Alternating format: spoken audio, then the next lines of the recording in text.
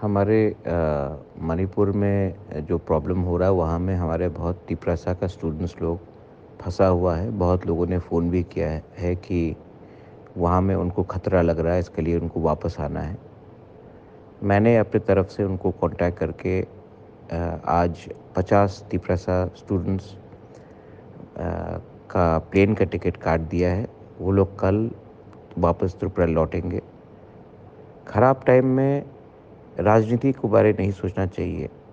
ख़राब टाइम में हमारे तिपरासा लोगों ने मेरे संग मुझे मदद किया है, मेरे संग खड़ा है।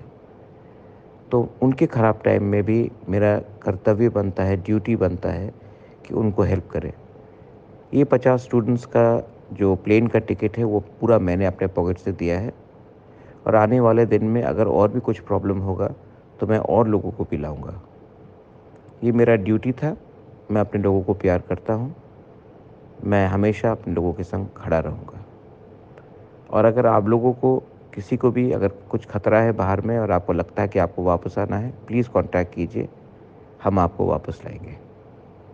ये कोई गवर्नमेंट से नहीं हो रहा है, ये मैं अपने तरफ से कर रहा हूँ। I love my people, I love my community, and I will always be there to help my people.